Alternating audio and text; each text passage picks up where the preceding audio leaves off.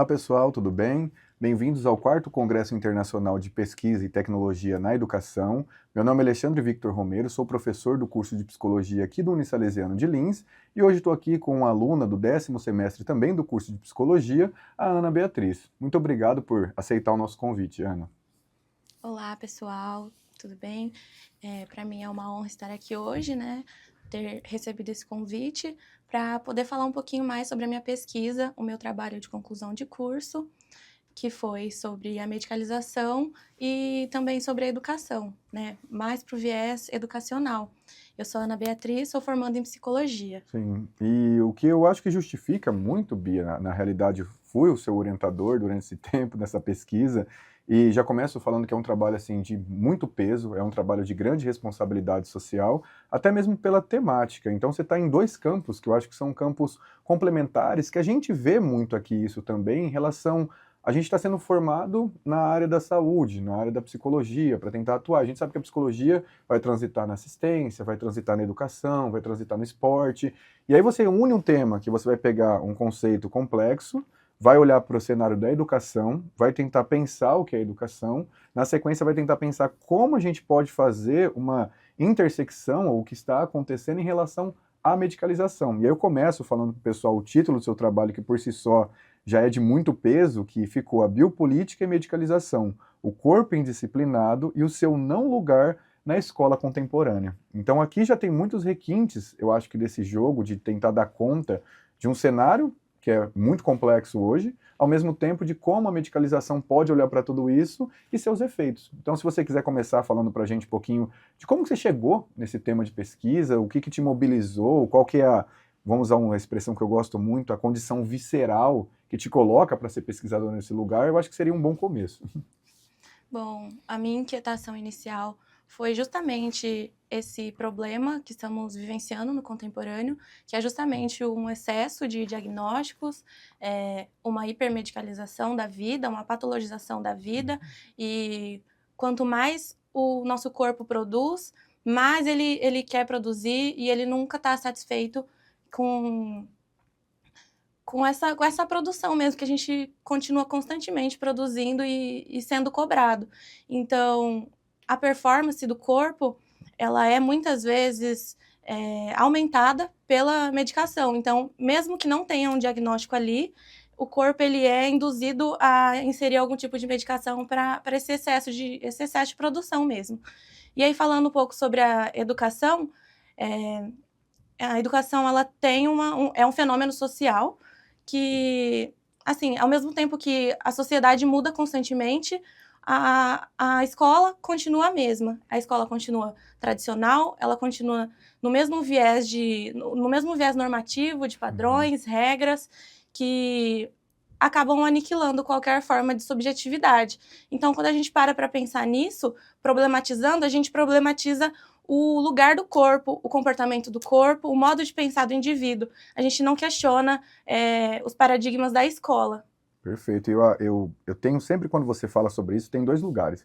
Eu acho que a gente poderia falar um pouquinho, principalmente do que você está falando, dessa performática do corpo no contemporâneo, e aí eu acho que a gente vai dialogar bastante, não só com o Foucault, que é um autor que você está trazendo, e a nossa intenção acho que aqui não é ficar nos autores conceituais, a nível de dar uma aula sobre eles, mas pensar com eles o que é isso, e ao mesmo tempo tentar olhar para a escola como esse mecanismo, ou modulação subjetiva, que cobra essa performática. Aí eu vou jogar uma ideia para ver se você concorda ou não com isso, porque, pegando um autor que é o Bill Churran, ele tem uma leitura no livro A Sociedade do Cansaço, que a gente já discutiu um pouco, eu acho que o pessoal conhece também, que ele vai dizer que o nosso tempo, de uma forma bem sucinta, bem simplória, que ele vai dizer que o nosso tempo é um tempo que a gente vive nessa sociedade do desempenho, nessa sociedade da produção.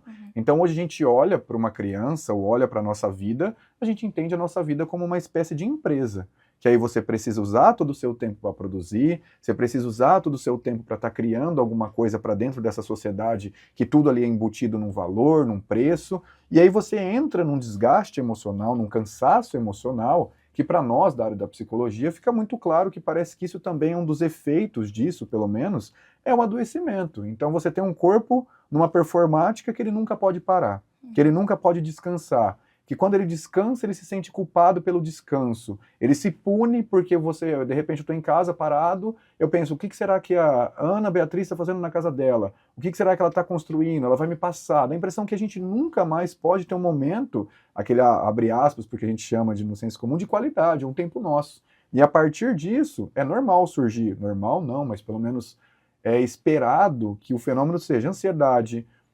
angústia, a própria depressão, ou talvez essa questão desse medo de ficar desamparado, não conseguir. E aí eu acho que a análise final é muito precisa, que quando uma empresa, se a gente se entende como uma empresa, e quando uma empresa não produz, a consequência dessa não produção, obviamente, seria falência. E um corpo performático que não tem essa capacidade de performar numa intensidade muito grande, o que acontece com ele? Ele entra num desgaste, ele entra num lugar que automaticamente se sente inútil, inutilizável, até mesmo pensamento e ideação suicida. Para que eu estou falando tudo isso? Eu não sei qual que é a sua opinião, se você concorda com essa realidade descrita pelo autor, mas parece que isso se repete na escola e na educação. Não sei se você acredita nisso, se o seu trabalho mostrou um pouco sobre isso. Bom, analisando um pouco sobre a instituição escolar, a gente percebe que, na teoria, ela deveria acrescentar no desenvolvimento do indivíduo, transmitir o conhecimento, a produção de saberes, mas que devolvesse autonomia para o indivíduo, que ele pudesse realmente fazer as próprias escolhas e tivesse um espaço ali naquele ambiente onde a subjetividade pudesse existir. E não é bem isso na prática que a gente observa, porque, bom, um modo de padronização pela questão até mesmo das notas, então o corpo tem que produzir conforme esperado pelos professores, pela escola, pela família, um excesso de cobranças diário, e ali esse corpo recebe uma recompensa. Então, a partir do momento que ele age como esperado, ele vai lá e tira uma nota 10, e ele fica muito feliz com aquilo, e busca sempre melhorar conforme o que a escola espera. E aquele corpo que não produz conforme o esperado, ele é considerado até mesmo indisciplinado, né? Então, aquele corpo que tem dificuldade de aprendizagem, que apresenta agressividade na escola, e aí a gente tem muito a discutir sobre a questão da agressividade como uma forma de expressão das emoções mesmo, né? Que até mesmo hoje em dia está sendo algo a ser corrigido, porque não é aceito as formas de expressão do corpo. Então, se o corpo não para no lugar, se ele não para na carteira, ele é alguém hiperativo, né? Então, é mesmo um problema a ser corrigido. E aí, quando não produz como é esperado, ele ou é aniquilado, ou há contenção de alguma forma, e ele mesmo quer se encaixar nesse espaço de alguma maneira, né?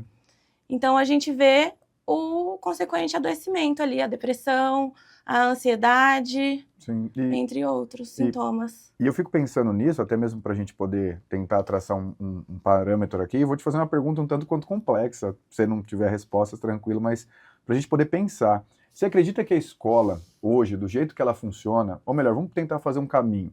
O que você acha que é a educação hoje? O que ela deveria ser? O ideal da educação? Você tem uma resposta para isso? E assim, vai de improviso mesmo, porque eu também não tenho essa resposta agora. Se eu puder falar para você o que é educação, eu imagino que ela poderia ser, mas eu não sei exatamente o que ela é hoje. Até um campo de estudo, que é o meu particular, que eu tento entender isso, mas para você, depois dos seus estudos, depois do seu trabalho, o que você entende que a educação é hoje? Para depois a gente entender como que ela chegou nesse lugar. Você tem mais ou menos uma diretriz do que poderia chamar hoje do que é educação? Bom, eu vejo a educação, como uma instituição em crise mesmo, porque é ainda muito tradicional e não consegue acompanhar as mudanças, né, contemporâneas da sociedade, enfim. Então, esse espaço, que deveria ser um espaço, um ambiente acolhedor, um ambiente que incentivasse o diálogo, que incentivasse o desenvolvimento da subjetividade, ele faz justamente o oposto. Ele age aniquilando essa subjetividade e meramente conteudista, né? Sim, perfeito. Não, eu vou na mesma direção, acho que para compartilhar. E só para deixar claro, quando a gente fala isso, acho que é interessante, a gente está falando dessa crise na educação, que é toda a educação formal que a gente vai passar, que é desde a nossa inserção nos primeiros anos, depois essa questão de uma modulação de comportamento, que eu tenho a minha carteira, o meu espaço, que como você muito bem descreveu, eu preciso atender certos requisitos de uma métrica de pontos, de notas, ou mesmo um comportamento tido como o aluno bom ou o aluno ruim, e aí eu vou me modelando, eu vou tentando me encaixar ali minha subjetividade nesse padrão para me tornar uma coisa que uma instituição social como a escola determina que eu seja. E aí eu acho que a sua análise é muito precisa ao dizer que é uma instituição em crise, porque parece que hoje é uma lacuna muito grande entre o que se é esperado da educação, entre o que é mandado por diretrizes, então você tem as leis de diretrizes e bases, você tem a BNCC, que são as instituições que vão regulamentar o que a educação deveria ser, aí você tem um corpo docente que vai tentar colocar isso em prática, mas que também tem uma série de conteúdos programáticos e até burocráticos que a gente escuta estando dentro das escolas que impedem eles de conseguir fazer um trabalho, minimamente verificar o que acontece. E aí você tem alunos que parece que o nosso tempo, voltando à análise do Bill Churran, já não é o mesmo tempo de lá de trás. Isso aqui não é uma apologia ao que era, antes era melhor, não é isso, mas agora parece que é um tempo diferente, é um registro diferente. E aí todo esse elemento em composição parece que entrou numa crise muito grande. Aí você vê que você não sabe mais se a escola está ensinando o conteúdo, a escola conteudista, e ensinando para quê? Porque muitas vezes a métrica do que é um bom aluno, eu sempre me pergunto isso. Como a gente vai falar se a educação teve sucesso? Vê se você concorda comigo. Parece que a educação tem sucesso se o aluno sai do ensino médio e consegue passar num concurso de uma grande universidade, no sentido daquelas almejadas, federais, etc., e aí ele foi um bom aluno. Se ele não conseguiu, ele não se formou, eventualmente ele não conseguiu passar nisso, ele é tido como aquele que não é um bom aluno. De algum modo ele fracassou. Exato. Aí a pergunta que eu acho que a gente precisaria fazer, até como psicólogos, ou pensando na psicologia escolar, é se de fato a qualidade de uma boa formação subjetiva, que é o que a gente está falando aqui, de você passar horas dentro de uma instituição, de você ter contato com outras subjetividades tão diferentes da nossa, seria somente medida por esse sucesso dito nessa lógica de produção social, que é o que a gente está dizendo que, se não for bem avaliada, é o que gera adoecimento. Então, não sei se você concorda com essa análise ou não, se é assim a métrica ou não, mas me parece muito isso. Eu não consigo sair desse registro hoje.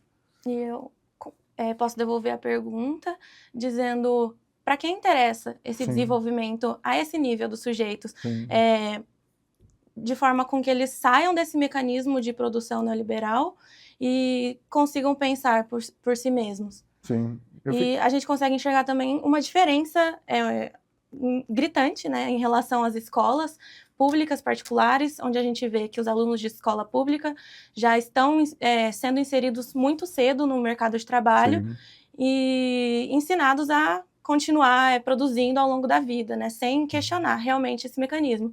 Enquanto que na escola particular a gente vê que são ensinados a serem os detentores do poder. Então, existe até uma projeção, uma expectativa que se espera desses alunos, né, a máscara social dos médicos, sim, dos advogados, que continua também ao longo dessa vida. Então, os detentores de poder e aqueles que vão trabalhar ao longo da vida para eles. Então, a gente pode afirmar, segundo essa colocação, que a escola ela é um palco para um jogo de poder e disputa que entra nessa lógica social de produtividade por uma eleição ali, mais ou menos, de quais seriam as classes dominantes nesse sentido e quais não são. Exatamente. E aí a educação pública, necessariamente, que eu acho que é o que a gente está falando da crise aqui, é aquela que tenta acompanhar esse registro, mas infelizmente ainda não conseguiu saber qual que é seu papel, principalmente, como você chama, da escola contemporânea. É isso.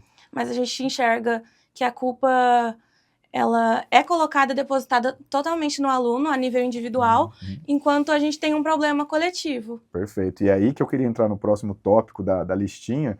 Se a gente pode pensar esse processo formativo, eu estou falando dos professores nesse sentido, talvez não é a culpa dos professores ou a culpa dos alunos, até para a gente tentar fugir um pouco disso, que é inevitável, porque a culpa cai no aluno, mas se teria algum mecanismo, talvez, que a gente pudesse usar no processo formativo de professores para tentar reduzir um pouco esse efeito. Porque eu fico imaginando assim, hoje nas áreas de estudos dentro da educação, você tem processos formativos que têm ali um interesse de tentar entender os mecanismos de ensino-aprendizagem ou entender os mecanismos sociais, coletivos de uma sala de aula, de uma instituição como a educação, só que eu não vejo tanta preparação, e eu posso estar enganado, mas são discussões que eu venho fazendo e não encontro essa resposta, tantas discussões voltadas, por exemplo, para a nossa área. E eu não estou dizendo que a psicologia salva ninguém, muito pelo contrário, cada ciência tem o seu espaço, e eu acho que o atendimento multifatorial ou interdisciplinar seria o ideal.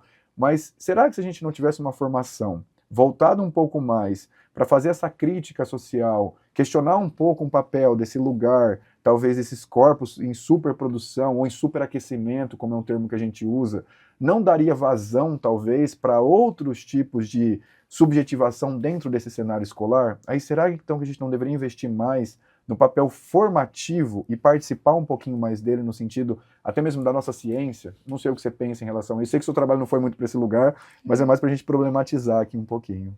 Bom, eu acho que falta um suporte também para os professores, né? Porque na questão da formação, a pedagogia ela tem se afastado muito da psicologia. Eu não entendo por que a psicologia não consegue chegar nesse lugar, não consegue fazer um trabalho efetivo na escola.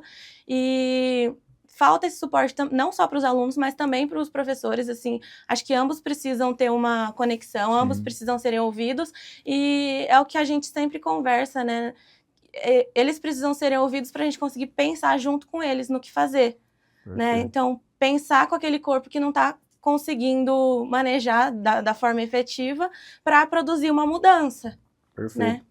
E só para clarear o que eu estou chamando de processo formativo para todo mundo, assim, nesse sentido, não é falar para os professores o que eles devem fazer, porque esse não é o nosso papel. Mas eu vou falar do lugar do curso de psicologia enquanto professor.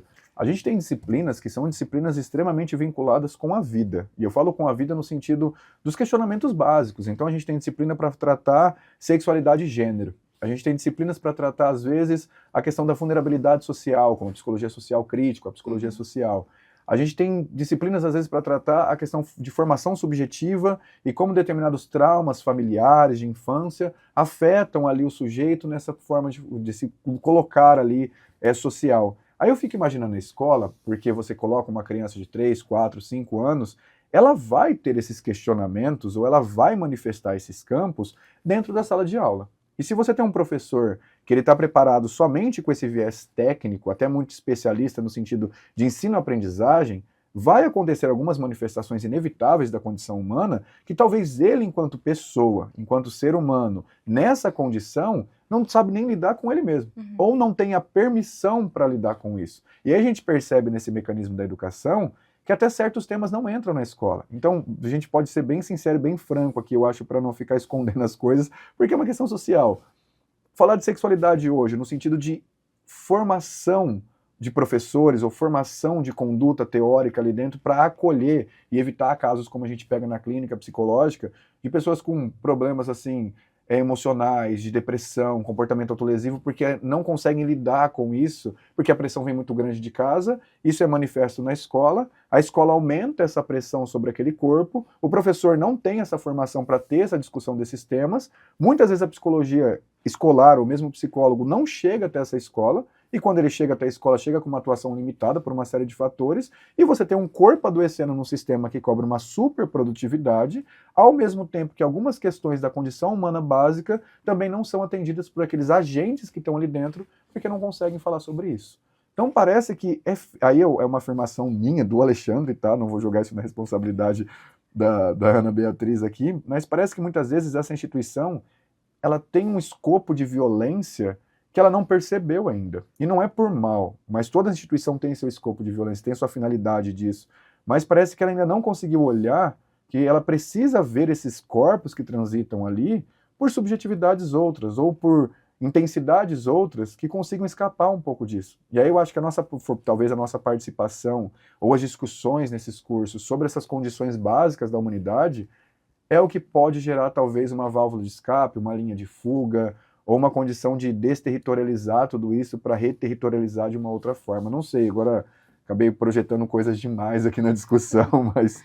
Os alunos, por si mesmos, eles já vivem num sentido de comunidade. Sim. Então, eles veem muito esse ambiente seguro, essa zona de acolhimento neles mesmos. Então, por que existe essa distância tão grande que faz com que eles não se sintam compreendidos pelos profissionais e os profissionais não sejam capazes de ajudá-los? Porque a vida ela não é feita só da ciência exata, né? E a gente está aqui para isso, para cuidar daquilo que foge da exatidão. Perfeito. E aí, nesse percurso que a gente está fazendo, eu acho que é interessante a gente pegar esse caminho, até para deixar claro que existe uma sociedade com uma série de mecanismos que já são muito sedimentados ao longo de um processo sócio-histórico. E aí a leitura do Foucault que você faz, eu acho que é muito interessante, porque ele faz uma denúncia sobre esses jogos de saber, esses jogos de verdade, esses jogos de poder. Na sequência, a gente pega somente o recorte da educação para pensar qual o papel da educação dentro desses jogos de poder. E aí você tem uma sociedade super produtiva, você tem uma educação em crise, que é o seu diagnóstico, que eu concordo nesse Um excesso sentido. de estímulos, Sim, né, sobre os sim. alunos. E a partir daí você tem um processo formativo que talvez não olhe para as condições básicas daquele sujeito, e quando elas são manifestas, uma série de mecanismos políticos e sociais não permitem a entrada de outros saberes para dialogar com aquilo e permitir uma vazão, ou talvez um processo de subjetivação que tenha mais caminhos afetivos para serem trabalhados. Aí a gente fica se perguntando, então quando eu tenho um aluno numa condição que o corpo é indisciplinado, que o corpo ele ainda não foi docilizado, ou aquele aluno que se recusa a ficar sentado, ou aquele aluno que às vezes tem episódios de violência que podem ser por uma série de fatores, ou a gente pegar até mesmo o contexto mais radical, que é esse contexto dos massacres, dos atentados que estão acontecendo dentro da escola, a gente entende que tudo isso pode ser sim um fenômeno de adoecimento, um acontecimento da educação devido a tudo que a gente conversou aqui. Esses sintomas, eles são vistos meramente como biológicos. Sim. Mas existe todo um contexto por trás, que junta o histórico, o social, o cultural, não somente o biológico. Sim. Então, muitas vezes essa expansão do diagnóstico, ela faz com que a importância seja só nomear.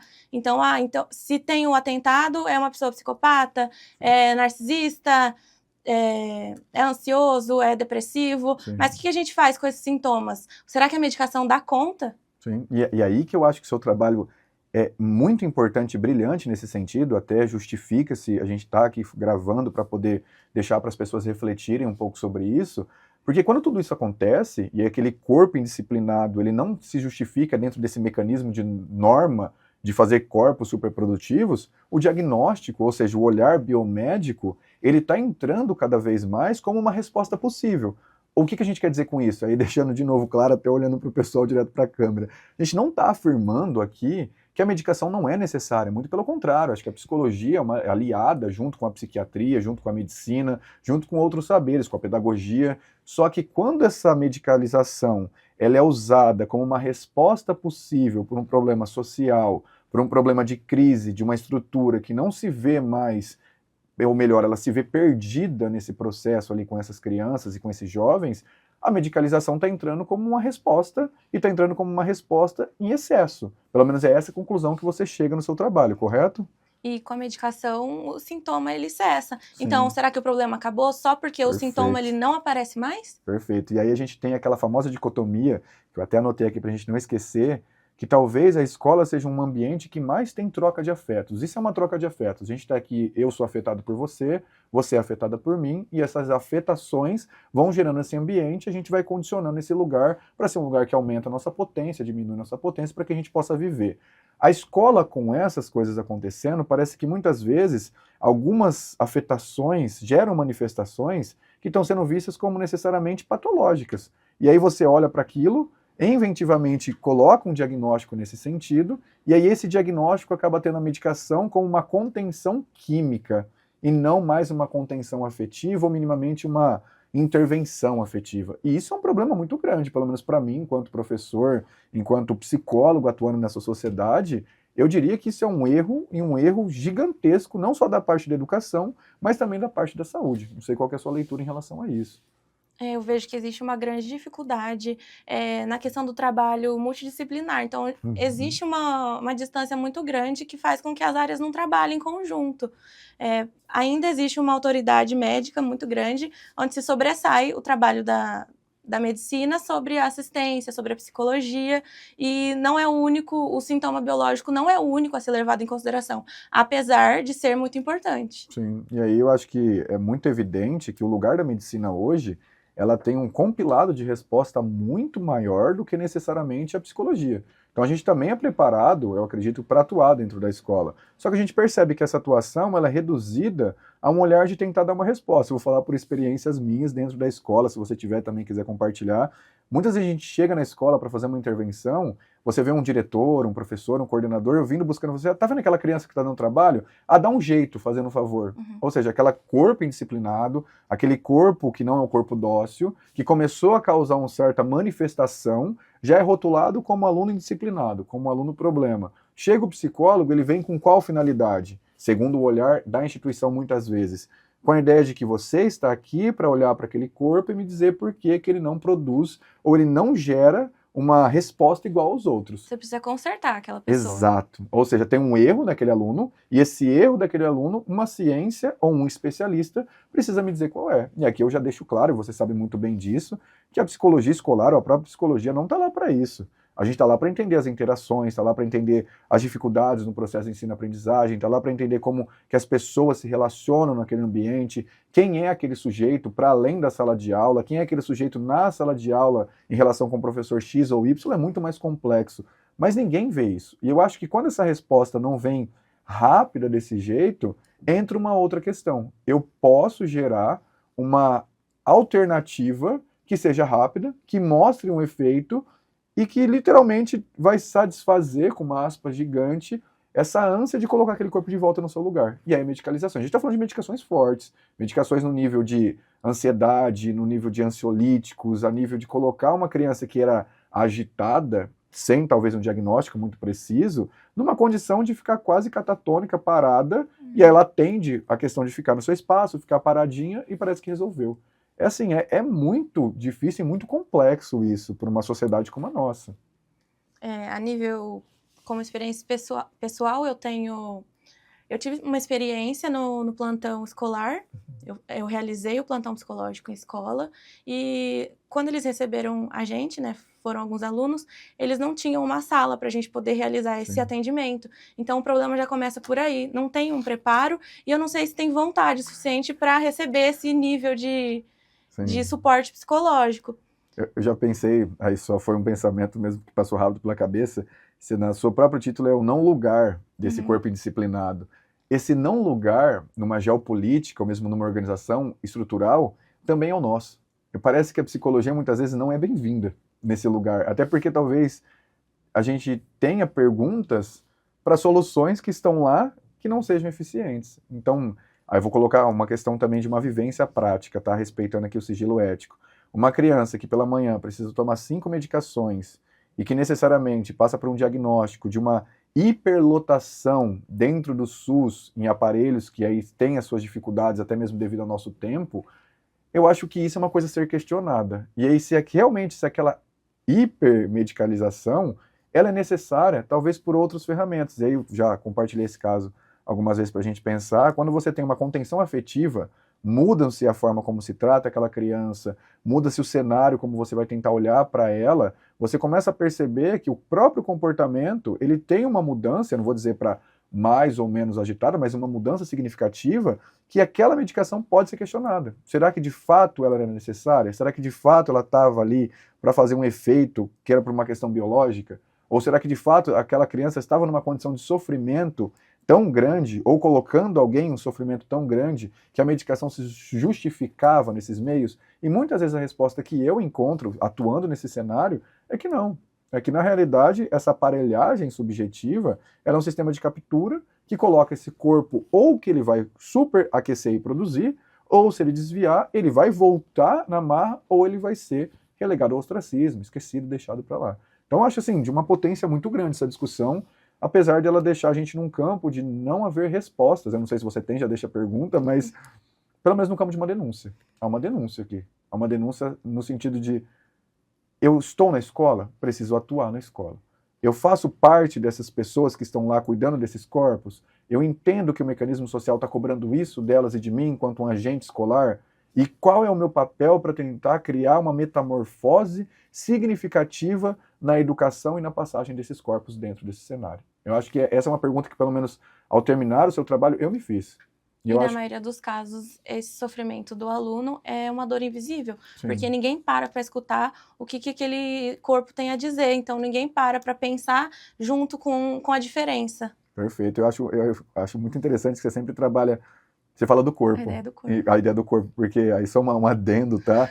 A gente da psicologia, a gente trabalha muito com a questão da psicoesfera, do campo da parte das estruturas psicológicas, e a gente coloca esse registro no corpo. Eu gosto muito porque dá a impressão que a gente consegue perceber o movimento.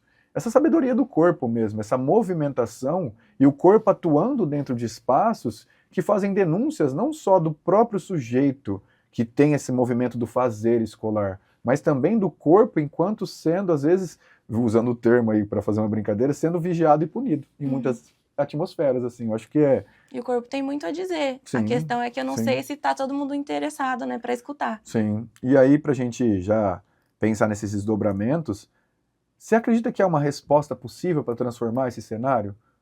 Diante de tudo que você viu, diante de tudo que a gente conversou aqui, há a possibilidade de olhar para a educação e, de fato, para salientar aqui a nossa conversa, a escola funciona para muitas pessoas. A escola ela tem a sua importância e tem agentes. Eu conheço professores incríveis, você deve conhecer, e que tentam resistir, e aí a palavra de resistência aqui é de fato empregada com esse como um conceito, a esse mecanismo de superprodução e se questionam.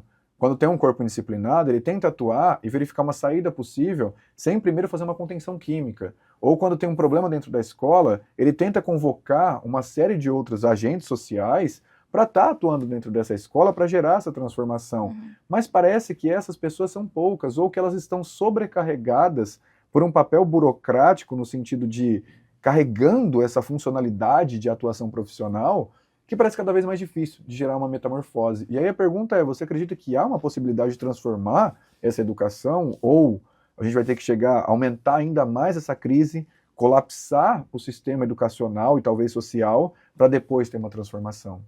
Se é que ele já não está colapsando. Mas eu não sei se eu consigo enxergar uma possibilidade de uma grande mudança. É difícil imaginar o mundo desacelerando para perceber esses pequenos problemas, não dos alunos a serem que estão corrigidos, mas sim das instituições que não percebem esses problemas.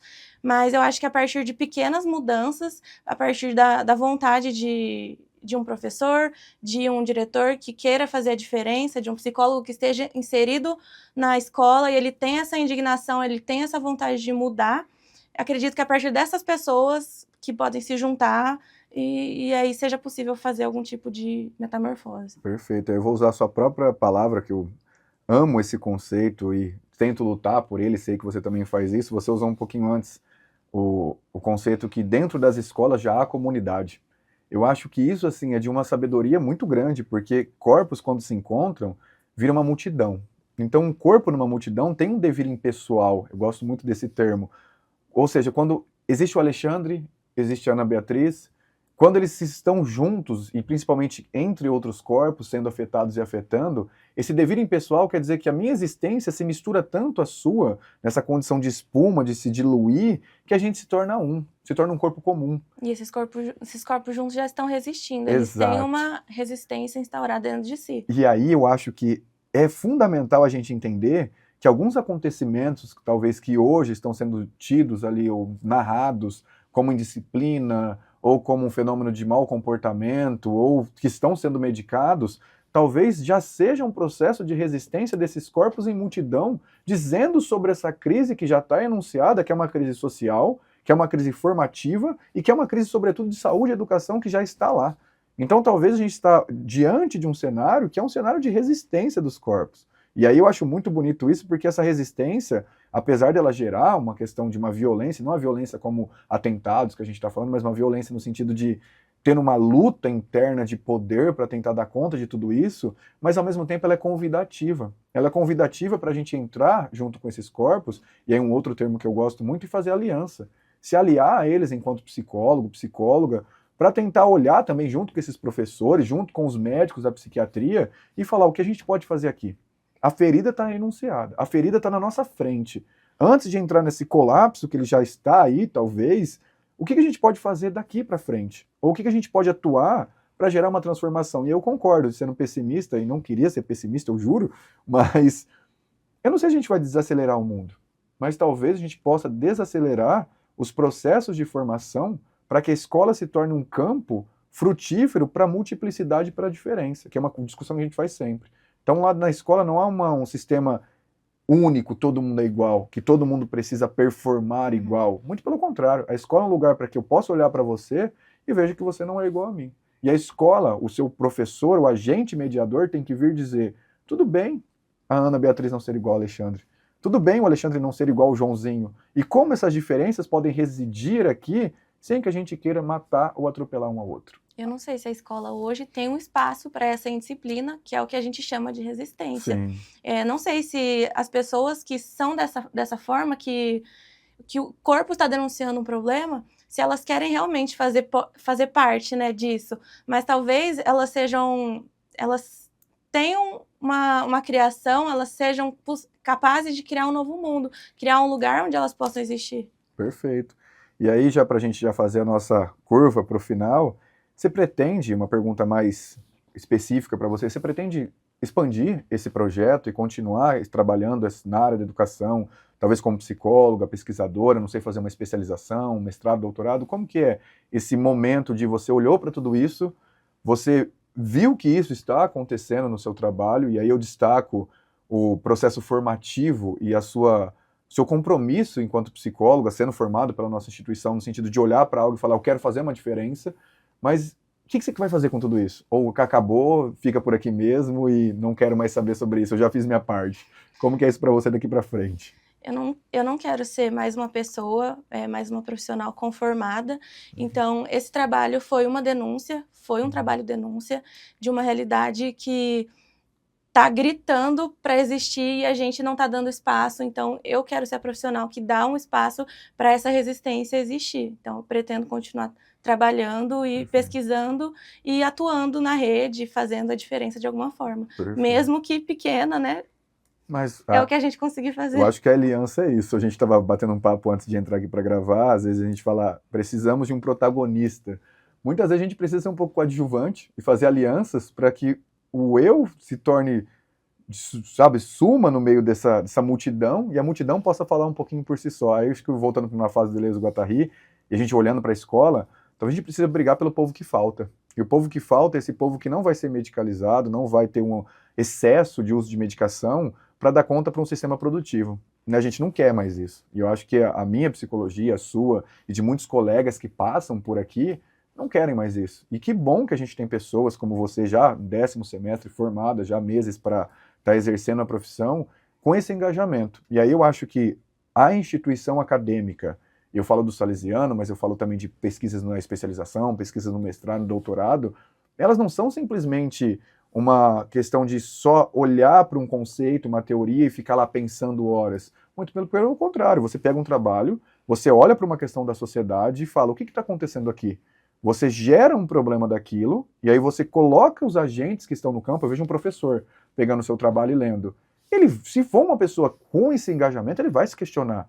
Ele vai perguntar, será que eu estou fazendo parte dessa engrenagem ou estou resistindo a essa engrenagem? Eu fico pensando uma mãe ou um pai de um aluno pegando esse trabalho para ler, com toda a questão conceitual que tenha, muito bem escrito na parte teórica, mas sobretudo com o que ele está querendo contar, e se questionando, será que eu estou fazendo o meu papel como instituição familiar e também atuando de acordo com a escola para que esses processos sejam o mais saudáveis possível?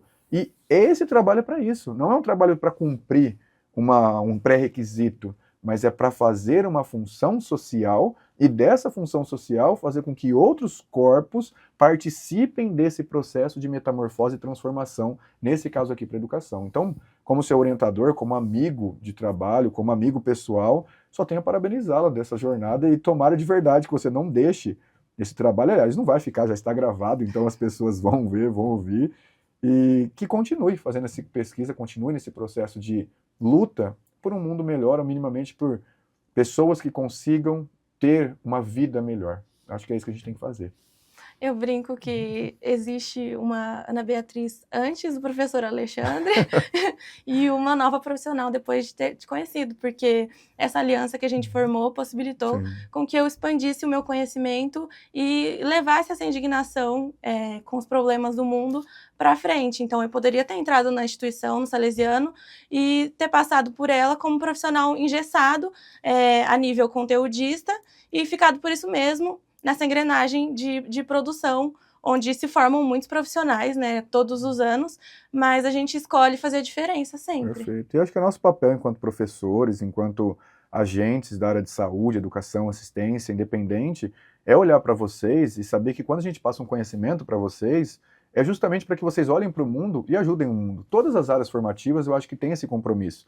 E quando você tem isso para você enquanto aluna, compra essa responsabilidade, como muitos outros colegas aqui, e fala, eu vou tentar, a gente não tem garantia. Eu te fiz a pergunta, qual que é a solução? Talvez a gente não tenha a solução, a gente pode ter uma ideia dela, mas minimamente a gente tem um compromisso de olhar para isso e falar, vou fazer parte desse movimento e tentar fazer com que essas pessoas tenham um pouco mais de saúde ou de bem-estar devido à minha participação na vida delas. E aí você entra nisso para fazer os seus questionamentos. E o que vai virar daí para frente, eu acho que é uma questão de mais maturação pessoal e coletiva. Para a gente finalizar, colocar você numa pequena pressão, deixa um recado para o pessoal da escola ou para os psicólogos futuros ali em relação ao seu trabalho, a como eles deveriam agir, e a gente finaliza, prometo.